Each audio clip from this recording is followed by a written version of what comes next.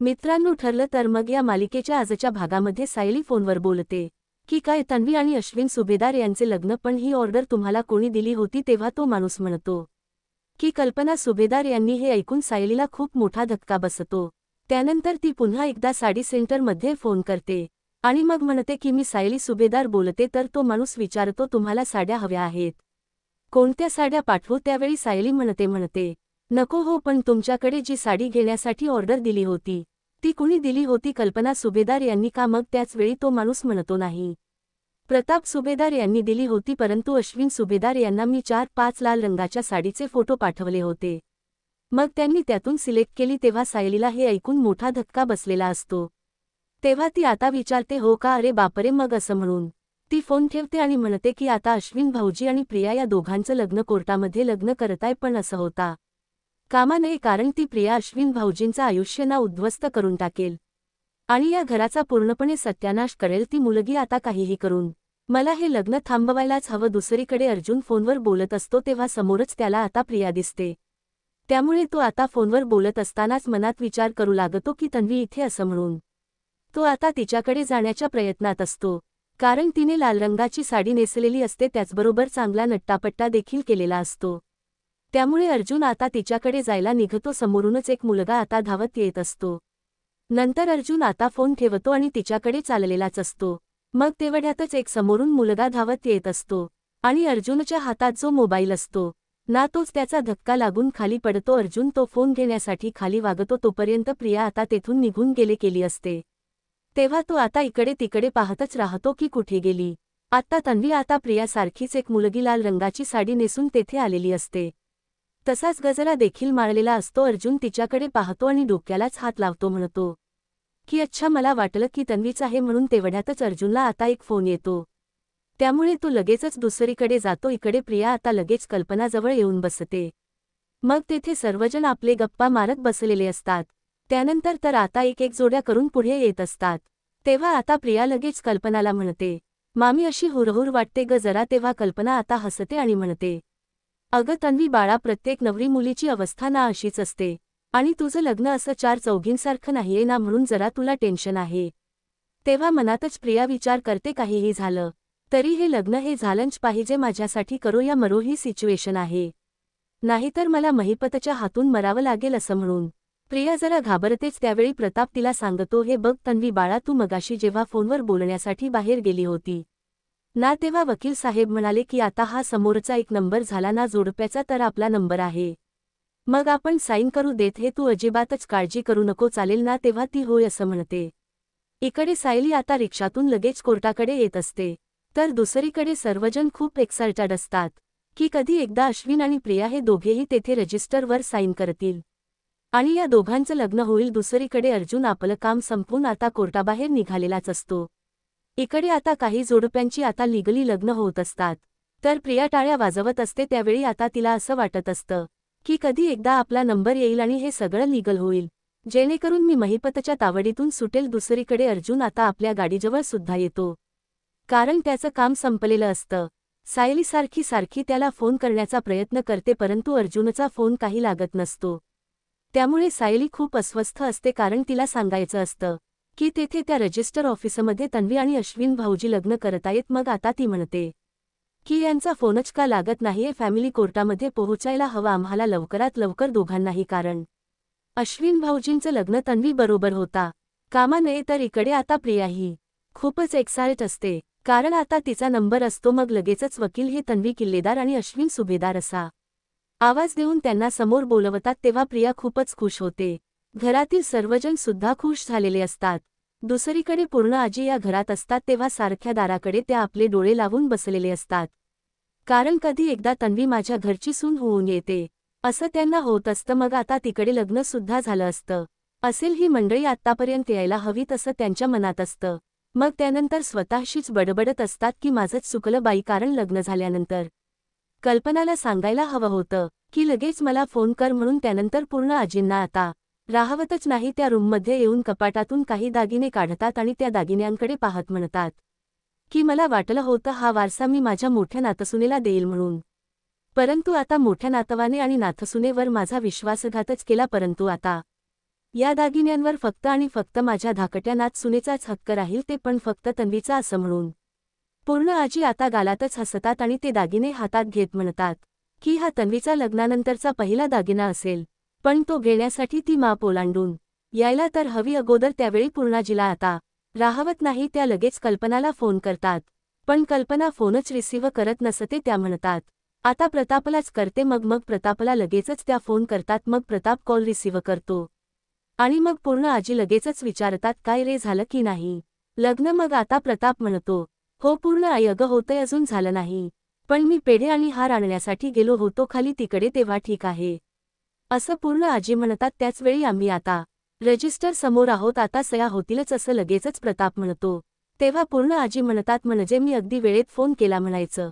तेव्हा नवरा नवरीला म्हणावं अक्षता पडत असतील ना, तेव्हा मी इथूनच तुम्हाला आशीर्वाद देईल असं आता पूर्ण आजी म्हणतात.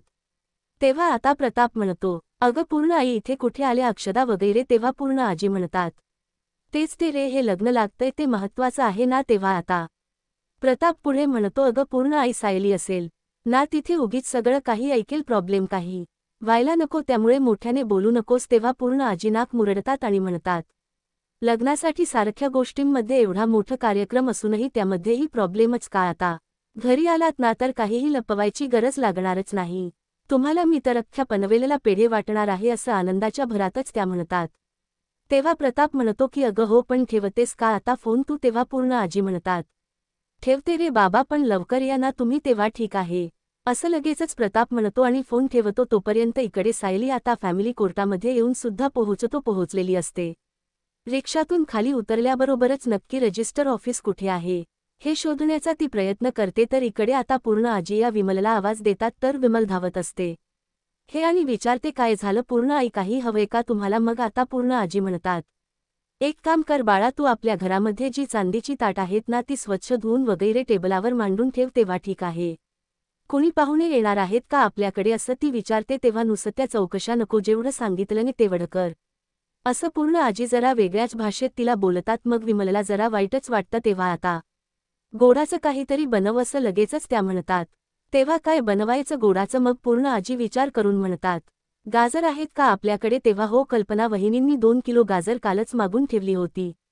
का काय माहीत? मग गाजराचा हलवा बनव, त्यामध्ये काजू बदाम सुद्धा घाल असं पूर्ण आजी म्हणतात. तेव्हा ठीक आहे असं विमल म्हणते जायला निघते. तेव्हा पूर्ण आजी पुन्हा तिला अडवतात आणि म्हणतात थांब जरा, तो फुलवाला आहे ना त्याला म्हणावं खूप फुलं पाठवून ठेव. तेव्हा ठीक आहे विमल म्हणते. या सगळ्या गोष्टी कशासाठी तिलाही प्रश्न पडलेलाच असतो. मग त्यानंतर पूर्ण आजी म्हणतात की स्वागताला लागतीलच ना फुलं? तेव्हा विमल विचारते कोणाच्या? मग पूर्ण आजी रागातच म्हणतात परत विचारलास का तू प्रश्न? आता जा, सांगितलं नि तेवढं कर असं रागातच त्या म्हणतात. तेव्हा विमल गुपचूप तेथून जाते. गेल्यानंतर पूर्ण आजी खूप खूप खुश असतात. तर दुसरीकडे रजिस्टर ऑफिसमध्ये आता सर्व फॉर्मॅलिटी या पूर्ण होतच असतात. तेव्हा कल्पना विचारते काय हो, कुणाचा फोन होता? पूर्णा यांचा होता का? तेव्हा प्रताप म्हणतो हो अगं, तिच्या उत्साहाला ना अगदी उधाणच आलंय, तिला नाचून कधी एकदा घरात येतंय ना असं झालंय. तेव्हा आता अश्विन प्रिया एकमेकांकडे पाहून हसतात. त्यानंतर लगेचच आता प्रतिमा म्हणते मी काय म्हणते तुम्हाला, आपण आता तरी रविराज आणि अर्जुन सायलीला सांगूयात का? कारण इतक्या घाईमध्ये ते लग्न नाही थांबवू शकणार, आपल्याला लग्न लागण्या अगोदर त्यांना सांगितलं आहे, याचं समाधान तरी मिळेल. तेव्हा रागातच जाता प्रिया म्हणते कशाला हवंय ते समाधान? त्यांना सांगणं खूप रिस्की आहे. तुला माहीत आहे ना आई, आणि लग्न झाल्यानंतर सगळ्यांना कळणारच आहे ना आई, आणि म्हणूनच मी म्हणत होते असं म्हणून ती आता लगेचच बाजू सावरून नेते. दुसरीकडे रजिस्टर ऑफिस कुठे आहे हे शोधण्याचा सायली अजूनही प्रयत्न करत असते. तर इकडे आता प्रताप प्रतिमाला म्हणतो बरोबर आहे अगं प्रतिमा, तिचं मी पूर्ण आईला सुद्धा सांगितलं की फोन ठेव म्हणून, कारण तिथे काही सायलीने ऐकायला नको म्हणून. लगेचच आम्ही फोन सुद्धा ठेवलाय. तेव्हा प्रतिमा आपली बिचारी गप्पा बसते. मग कल्पना म्हणते किती आनंदाचा क्षण आहे प्रतिमा, अगं आपण दोघी आता विहिणी होणार आहोत. थांब, आपण थोड्या वेळानंतर सांगूयात ना सर्वांना असं म्हणूनच आता कल्पना प्रतिमाला नकोच, कुणाला काही सांगायला नको असं म्हणते. तर इकडे सायली आता एका मॅडमला विचारते की कुठे आहे रजिस्टर ऑफिस. दुसरीकडे प्रियाला असं वाटत असतं की कधी एकदा माझी आणि अश्विनची साईन होईल. मग ते ऑफिसर म्हणतात की चला पटकन इथे आता रजिस्टरवर साईन करा. तेव्हा अश्विन आणि प्रिया खूपच एक्साइट असतात. त्याच वेळी आता प्रताप म्हणतो पूर्ण आईने तुम्हाला आशीर्वाद दिले आहे, त्यामुळे आता तुम्ही साईन करा, त्याच वेळी पूर्ण आजीचा आशीर्वाद कायमच आमच्या पाठीशी असतो असं प्रिया म्हणते. असं म्हणून लगेचच ती आता त्या रजिस्टरवर साईन करते. इकडे सायलीला समजतं रजिस्टर ऑफिस कुठे आहे. ती लगेच तिकडे जायला निघते. इकडे अर्जुन मात्र आता आपल्या कामामध्ये अजूनही व्यस्त असतो. सायली फोन करण्याचा प्रयत्न करत असते परंतु तो फोन लागतच नसतो. तर इकडे आता अश्विन प्रिया ह्या दोघेही फॉर्मॅलिटीज पूर्ण करत असतात. आता त्या दोघांच्याही सह्या होतात तर घरातील सर्वांना खूपच आनंद होतो. दुसरीकडे अर्जुन आपापल्या कामामध्ये मात्र व्यस्त. इकडे आता लगेच ते ऑफिसर म्हणतात की मुलीच्या साक्षीदाराने अगोदर सह्या करा. मग आता प्रतिमा पुढे येते आणि लगेच साईन करते. त्यानंतर अश्विनचा जो मित्र असतो तो सुद्धा आता त्या रजिस्टरवर साईन करतो. त्यानंतर आता तन्वीच्याकडील दोन्ही साक्षीदारांच्या सह्या होतात. तर आता लगेचच अश्विनकडील साक्षीदार म्हणून त्याचे आईवडील असतातच. मग ते दोघेही आता लगेचच सह्या करतात आणि त्या दोघांचं आता लग्न ऑफिशियली होतं. तर आता इकडे सायली ही भरधाव वेगानेच रजिस्टर ऑफिसकडे येत असते. त्यानंतर आता इकडे कल्पना खूपच खुश असते. ती अश्विनला म्हणते, धर आता तन्वीच्या गळ्यामध्ये मंगळसूत्र घाल बाळा. तेव्हा आता अश्विन लगेचच प्रियाच्या गळ्यामध्ये मंगळसूत्र घालतो. तेव्हा सर्वजण खूप खुश होतात. दुसरीकडे अर्जुनच काम चाललेलं असतं. मोबाईलकडे त्याचं लक्ष नसतं. तर इकडे सायली आता रजिस्टर ऑफिसजवळ येऊन पोहोचलेली असते. पण आता नक्की ते ऑफिस कोणत्या दिशेला आहे ते तिला समजलेलं नसतं. ती अगदी त्याच्या जवळच असते परंतु तिला लवकर ते सापडतच नाही. तर आता दुसरीकडे प्रिया आणि अश्विन हे दोघेही एकमेकांच्या गळ्यामध्ये हार घालतात. त्या दोघांचं आता लग्न फायनली होतं. मग सर्वजण आता त्या दोघांसाठी टाळ्या वाजवतात. प्रिया तर खूपच एक्साइट असते की कधी एकदा सुभेदारांच्या घरामध्ये आता मी पाऊल ठेवेल म्हणून.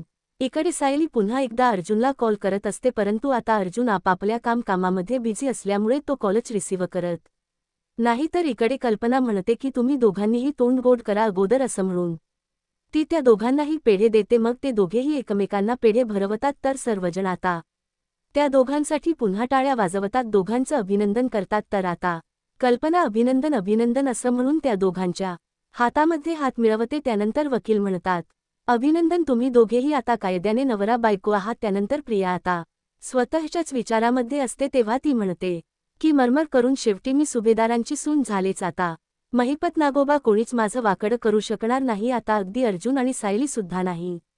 असं म्हणून ती खूपच खुश होते. तर दुसरीकडे अश्विन आणि प्रिया हे दोघेही एकांचे हात आता हातामध्ये घट्ट पकडूनच चाललेले असतात. प्रिया खूपच खुश असते. तेव्हा अश्विन आता तिच्याकडे पाहतच राहतो आणि कॉंग्रॅच्युलेशन्स असं तिला म्हणतो. मिसेस अश्विन सुभेदार असं म्हणून तो तिच्याकडे पाहतच राहतो. तेव्हा ती पण हसतच तुलाही कॉंग्रॅट्स असं म्हणते. तेवढ्यातच घरातील सर्वजण आता तेथे येतात. त्यावेळी आता ते दोघेही पटकन बाजूला होतात. मग त्यानंतर चला सुनबाई पटकन, कारण लवकरात लवकर मला घरी जाऊन तुमच्या गृहप्रवेशाची तयारी करायची आहे असं म्हणून ती प्रियाला गाडीत बसायला सांगते. त्यानंतर प्रिया म्हणते, माझी खूप इच्छा होती आई, माझ्या लग्नामध्ये माझ्या बाबांनी असावं परंतु काय करू मी आता, माझाही नाईलाजच आहे. तेव्हा आता प्रतिमा म्हणते, त्यांचा तुझ्यावर खूप जीव आहे ग तन्वी, कारण त्यांनी तुझ्या लग्नाची केवढी स्वप्न पाहिली होती हे तर तुला माहीतच असेल. आता बघ ना, तुझं लग्न लागलं तरीही त्यांना कळलं सुद्धा नाही. आता जेव्हा समजेल ना तेव्हा काय होईल ना याची मला खूप भीती वाटते असं म्हणून प्रतिमाला खूप टेन्शन आलेलं असतं. तेव्हा अश्विन म्हणतो, काहीही होणार नाही प्रतिमा आत्या, कारण आपण सर्वजण मिळून रविराज काकाची समजूत काढूयात. मग पुढे आता प्रताप म्हणतो, काहीही झालं ना तरीही रविराज हा तन्वीचा बाप आहे, त्यामुळे तन्वीचं सुख जे ते आहे ते तो नातं स्वीकारणारच ना. त्यानंतर आता प्रिया म्हणते की आई, पण तू गोळे औषध वेळेवर घे हा. तेव्हा आता तू पण स्वतःची काळजी घे, व्यवस्थित रहा असं लगेचच प्रतिमा म्हणते. त्या दोघीही आता एकमेकींबरोबर बोलत असतात. तेव्हा लगेचच कल्पना म्हणते, अगं तुम्ही निरूपाच्या गोष्टी काय करताय, लगेच प्रतिमा तू घरीच चल आता. अगं आता आपल्याला तन्वीच्या गृहप्रवेशाची तयारी सुद्धा करायची आहे. मग त्याच वेळी आता प्रतिमा म्हणते, लेकीच्या सासरी येऊन काय करू मी तरी, मग आता लेकीचं सासर नाही तुझं सुद्धा ते माहेरच आहे असं कल्पना म्हणते. तू यायलाच हवं. मग प्रतिमाला ती हट्टच करते. तेव्हा ठीक आहे असं आता प्रतिमा म्हणते. जर प्रतिमा तू आलीस ना तिकडे तर तन्वीला खूप बरं वाटेल असं आता कल्पना म्हणते. मग प्रतिमा म्हणते, हो येते मी तुमच्याबरोबर. त्यानंतर प्रतापला अर्जुनची गाडी आता समोरच दिसते. त्यामुळे तो म्हणतो, अर्जुनची गाडी मला समोर दिसतीये त्यामुळे तो कुठूनही बघेल, चला पटकन आपल्याला घरी जायला हवं. तेव्हा सर्वजण पाठीमागे अर्जुनच्या गाडीकडे पाहतच राहतात. ते सर्वजण आता पटकन गाडीत बसतात आणि मग तेथून निघून जातात. त्याचवेळी लगेचच आता त्या पाठोपाठ अर्जुन येतो, पण तो त्या कुणालाच पाहत नाही, कारण ते पुढे निघून गेलेले असतात. आता अर्जुन सुद्धा आपलं काम आटोपून गाडीत बसतो आणि लगेच तेथून जायला निघतो तर सायली आता नेमकी तेथे येते आणि इकडे तिकडे पाहू लागते कुठे तिथे प्रिया आणि अश्विन दिसतायत की नाही, परंतु तिला ते कुठेही दिसत नसतात. तर दुसरीकडे आता महिपत आणि नागराज खूप संतापलेले असतात. नागराज सारखाच प्रियाला फोन करत असतो. त्यावेळी आता सकाळपासून मी फोन करतोय परंतु ही मुलगी कुठे गेली आहे काय माहीत असं नागराज म्हणतो. तेव्हा महिपत विचारतो सांगून नाही गेली का ती, म्हणजे तुमच्यात तशी पद्धत आहे ना. तेव्हा सुमनला मी विचारलं कुठे गेली ती, तर ती म्हणाली की तिच्या कॉलेजमध्ये काहीतरी फॅशन शो आहे म्हणून गेली असेल तिकडे. मग नागराज म्हणतो कॉलेजच नाही अस्तित्वात, मग फॅशन शो कुठला येणार आहे डोंबल्याचा. तेव्हा ही प्रिया म्हणजे नुसता डोक्याला ताप आहे, हरवली तरी आपल्याला टेन्शनच आहे असं महिपत म्हणतो. मग आता त्यावेळी ती हरवणार नाही, पळून जाईल असं नागराज म्हणतो. तेव्हा महिपत सांगतो की अरे उद्या जर जाऊन तिने गाडीखाली जीव दिला आणि जर तिने तसं केलं तर मला आनंदच होणार आहे. पण आता लगेचच ती मरताने चिठ्ठी लिहून कुणाकडे दिली की महिपतला घाबरून मी जीव देतीये, माझा काका किल्लेदार मला सारख्या धमक्या देतो म्हणून मी जीव देतीये, म्हणजे फुकटच गेलो का आपण दोघेही असं म्हणून महिपत आता जरा चिडतोच. त्यावेळी नागराज म्हणतो तिच्या रूममध्ये गेलो होतो मी, कपडे गायब आहे, सुटकेस गायब आहे, सर्व सामान सुद्धा गायब आहे, कोठे गेली काय माहीत. मग त्याच वेळी ती स्वतः गायब होणार नाही परंतु आपल्या दोघांना गायब करेन असं महिपत म्हणतो. आता नवीन काय कांड करून ठेवते ही मुलगी, मला तर कळतच नाही असं महिपत म्हणतो. इकडे अर्जुन आता घरी आलेला असतो. बायको बायको असा सायलीला आवाज देतो परंतु सायली आता तेथे त्याला कुठेही दिसत नाही. मग त्याचवेळी विमल मात्र तेथे असते. तेव्हा आता तो विमलला विचारतो काय हे चांदीचं ताट आणि इथे काही पूजा वगैरे होणार आहे का. तेव्हा विमल म्हणते नाही हो, असं काही होणार नाही, पूर्ण आजीने मला सांगितलं तेवढं मी फक्त केलं, गाजर हलवा सुद्धा बनवायला सांगितला. अर्जुन हसत म्हणतो माय फेवरेट गाजर हलवा. त्यावेळी आता थांबा मी आलोच आता रूममधून असं म्हणून अर्जुन रूममध्ये जातो. तो आता पूर्ण रूममध्ये पाहतो तर तिथेही सायली नसते. तेव्हा आता त्याला जरा वेगळी शंका येते, कुठे गेली असेल ही. मग आता तो लगेचच पुन्हा हॉलमध्ये येतो आणि बायको असा आवाज देत असतो. मग त्याचवेळी तो विमलला विचारतो सायली कुठे गेल्या. त्यावेळी आता विमल म्हणते अहो मगाशी त्या घाई गडबडीत जरा बाहेर गेल्या, मला सुद्धा माहीत नाही, त्यांना कोणतं तरी अर्जंट काम होतं. अर्जुन विचार करतो एवढं कोणतं अर्जंट काम आलं असेल त्यांना. मग त्याच वेळी काही कल्पना नाही असं आता विमल म्हणते. तेव्हा अर्जुन विचार करतो मिसेस सायली एवढ्या वेळा मला कॉल का करत असतील, काही प्रॉब्लेम तर नाही ना आणि मधुभाऊंना तर काही झालं नसेल ना, असे खूप विचार त्याच्या मनात येत असतात. त्यानंतर तो लगेच मधुभाऊंकडे जातो आणि तुम्ही ठीक तर आहात ना असं विचारतो. तेव्हा हो मी अगदी ठणठणीत असल्याचं आता मधुभाऊ म्हणतात, कारण मी मस्तपैकी खातोय पितोय, छानपैकी आराम करतोय. त्यानंतर अर्जुनच्या चेहऱ्यावर जरा काळजी दिसते म्हणून मधुभाऊ विचारतात काय झालं, तुम्ही एवढे उदास का आहात, टेन्शनमध्ये का आहात. तेव्हा मनातच आता अर्जुन विचार करतो जर मधुभाऊंना आत्ता सांगितलं मिसेस सायलीनं सांगता बाहेर गेल्यात तर ते उगीच टेन्शनमध्ये येतील. या विचाराने अर्जुन काही सांगत नाही. मधुभाऊ पुन्हा त्याला विचारू लागतात की काय झालं. तेव्हा अर्जुन पुन्हा तो विषयच टाळतो आणि म्हणतो अहो काही नाही झालं, नवीन असं काही घडलं नाही, तुमची चौकशी करायला आलो होतो, तुम्ही ठीक आहात ना असं म्हणून अर्जुन आता म्हणतो तुम्ही आराम करा. लगेचच तो आता हॉलमध्ये येतो. त्यावेळी मधुभाऊ आता म्हणतात की भलतीच काळजी करत असतात हे जावई बापूसुद्धा. मग इकडे अर्जुन हॉलमध्ये येतो. सायलीचा आता फोनच लागत नसतो. तो खूप वेळा ट्राय करतो. आता समोरूनच त्यांना सायली धावत येताना दिसते. तेव्हा अर्जुन तिच्याकडे पाहतच राहतो. तेव्हा अर्जुन आता पुढे येतो आणि लगेचच सायलीला विचारतो काय हो तुम्ही आहात कुठे, कधीपासून तुमचा फोन ट्राय करतोय, तुम्ही मला सांगून सुद्धा गेला नाहीत. तेव्हा सायली म्हणते मी ते सगळं सांगते पण खूप मोठा प्रॉब्लेम झालाय. अर्जुन विचारतो काय झालं. मग आता सायली बाहेर पाहते तर समोरून आता अश्विन प्रियाची जोडी थाटामाटातच लग्न करून आलेले असतात. त्यांच्या पाठीमागे प्रतिमा, कल्पना आणि त्याचबरोबर प्रताप सुद्धा असतो. ते तर आता अर्जुनला प्रचंड धक्का बसतो आणि सायलीला सुद्धा. तेव्हा अर्जुन सायली आश्चर्याने आता त्या दोघांकडे पाहतच राहतात. तर आता प्रिया मोठ्या तोऱ्यातच अर्जुन सायलीकडे पाहून अश्विनचा हात हातात घेत पुढे येत असते. तेव्हा अर्जुन आणि सायलीला हा खरं तर खूप मोठा शॉक बसलेला असतो. त्या दोघांनाही काही कळत नसतं की हे असं अचानक झालं कसं. सायलीला तरी पूर्वकल्पना असते परंतु अर्जुनच्या पायाखालची जमीनच सरकते. तर आता कल्पना मोठ्यानेच आवाज देते की पूर्णा आम्ही आलोय. तेव्हा अर्जुन आणि सायली हे दोघेही प्रिया आणि त्याचबरोबर अश्विनकडे पाहतच राहतात. विमल सुद्धा आता बाहेर येते आणि त्या दोघांचं लग्न झालेलं पाहते. तिलाही मोठा धक्का बसतो. तर प्रतिमा आता एकदमच गप्प होऊन जाते. मग आता लगेचच पूर्ण आजी बाहेर येतात आणि या मी कधीपासून तुमच्या दोघांची वाट बघतीये. मी कधी एकदा तुम्हा दोघांना अशी डोळे भरून बघते. असं झालं होतं असं म्हणून पूर्ण आजी त्या दोघांच्या जोडीकडे बघतच राहतात. तर अर्जुन आणि सायलीला समजतं, म्हणजे घरातील सर्वांना या दोघांच्या लग्नाबद्दल सुद्धा माहीत होतं. मग कल्पना आता म्हणते की आता माझ्या नवीन सुनेचा गृहप्रवेश होणार आहे. तेव्हा विमलला ती आता सांगते की तन्वी करता तांदळाचं माप तयार कर आणि औक्षणाचं ताट करण्यासाठी मी पुढे येतेस, तू जा बरं आतमध्ये. त्यानंतर सायलीला आता राहवत नाही. तेव्हा ती आता म्हणते की तुम्ही ना खूप मोठी चूक करून बसला आहात अश्विन भाऊजी. तेव्हा कल्पना आता रागातच विचारते, काय ग हे सांगणारी तू आहेस तरी कोण? तुला काय चूक आणि काय बरोबर यातला फरक तरी कळतो का? तेव्हा प्रताप सुद्धा आता कल्पना बरोबरच बोलू लागतो आणि म्हणतो, घराबाहेरच्या लोकांनी बोलण्याची काहीही गरज नाही. तेव्हा आता सायलीचा अपमान होत असताना प्रियाच्या मनात आनंदाच्या उकळ्या फुटत असतात. तर सायली बिचारी गप्प बसते. त्यानंतर अर्जुन आता रागातच विचारतो, मी सुद्धा घराबाहेरचा आहे का डॅड? आता मलाही बोलण्याचा हक्क नाहीये का? तेव्हा अश्विन विचारतो, तू काय बोलणार आहेस रे? हेच बोलणार होतास ना की मला मी तन्वी बरोबर अजिबात लग्न करू नये म्हणून? तन्वी किती वाईट आहे आणि तुझी बायको किती चांगली आहे. तेव्हा रागातच अर्जुन म्हणतो, अश्विन ही कधीपासून आपल्या घरात घुसण्याचा प्रयत्न करते. यामागे हिचं प्रेम नाही तर स्वार्थ आहे. अरे माझ्याशी लग्न करता आलं नाही म्हणून हिने तुला फसवलंय. तेव्हा अश्विनला राग येतो आणि तो रागातच म्हणतो, दादा अरे माझ्या बायकोबद्दल बोलतोस तू? समज की इतका तोल सोडू नकोस की माझा तुझ्यावर हात उठेल आता. अश्विनच हे बोलणं ऐकून घरातील सर्वांनाच आता मोठा धक्का बसतो. तेव्हा प्रतिमा म्हणते, अश्विन तू तुझ्या भावाशी बोलतोस? अर्जुन आता खूपच इमोशनल होतो आणि म्हणतो, माझ्यावर हात उचलणार का रे तू? अरे कधी कशी फसवेल ना ही मुलगी, तुला कळणार सुद्धा नाही.